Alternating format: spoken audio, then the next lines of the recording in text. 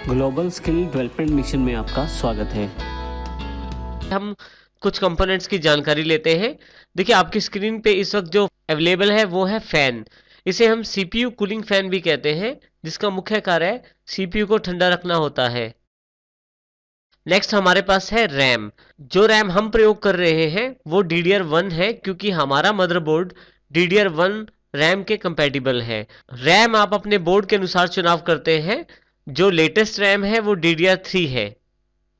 हम यहाँ उदाहरण के लिए DDR1 रैम का प्रयोग कर रहे हैं। जब हम मदरबोर्ड को फिट करते हैं कैबिनेट में, तो पीछे की तरफ कुछ जगह खाली रह जाती है।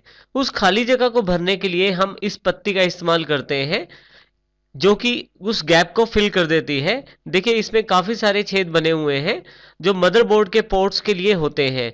इसमें अलग अलग पोर्ट के लिए अलग अलग साइज अवेलेबल रहता है और जो उसमें बिल्कुल फिट आ जाता है। जब हम मदरबोर्ड परचेज करते हैं तो हमें ये पत्ती उस मदरबोर्ड के बॉक्स के साथ ही अवेलेबल होती है।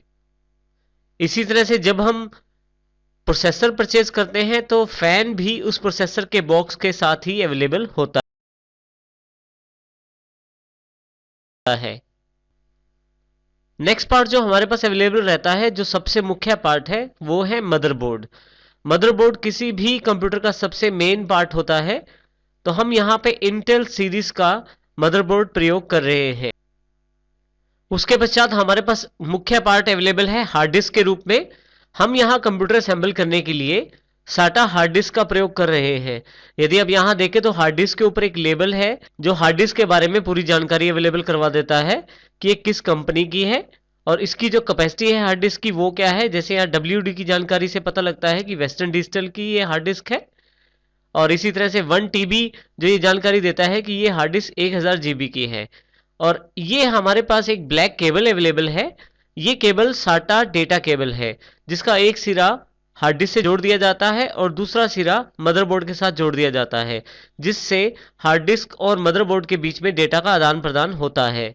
नेक्स्ट इंपॉर्टेंट पार्ट जो हमारे पास अवेलेबल है वो है DVD राइटर के रूप में।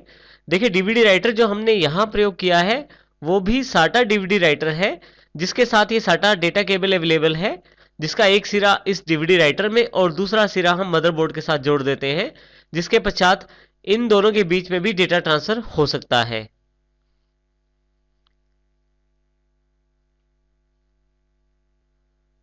नेक्स्ट हमारे पास जो सबसे मुख्य पार्ट अवेलेबल है वो है SMPS, जिसको हम स्विच मोड पावर सप्लाई भी कहते हैं। इसका मुख्य कार्य मेन वोल्टेज को छोटे छोटे वोल्टेजेस में बांटना होता है और जिस कंपोनेंट को या जिस पार्ट को जितने वोल्टेज की आवश्यकता होती है उतनी वोल्टेज को उस पार्ट तक पहुंचाना SMPS का कार्य रहता है। अलग अलग वोल्टेज के लिए अलग अलग केबल कलर का इस्तेमाल किया जाता है।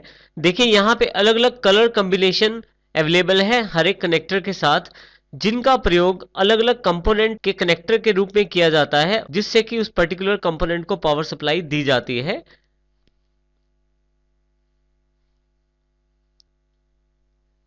देखिए SMPS के पीछे एक फैन लगा हुआ है, जिसका कार्य SMPS के अंतर्गत जो इलेक्ट्रॉनिक कंपोनेंट्स होते हैं उनको ठंडा रखना होता है। और इसी तरह से यहाँ पे आप पावर केबल लगाकर डायरेक्ट इनपुट सप्लाई दे सकते हैं, जिसको जैसे हमने पहले केबल्स देखी थी उनके द्वारा छोटी छोटी वोल्टेजेस में बांटकर अलग अलग कंपोनेंट तक पहुंचाया जाता है।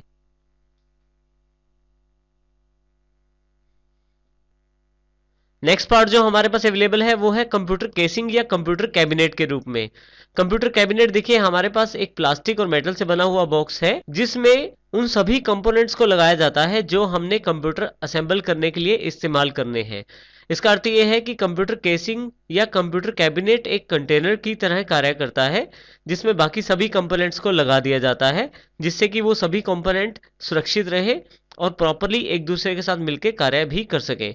हर एक कंपोनेंट को लगाने के लिए कैबिनेट में अलग से व्यवस्था रहती है, जिसको हम कुछ समय पश्चात कंपोनेंट लगाते समय पहचानेंगे और इस कैबिनेट में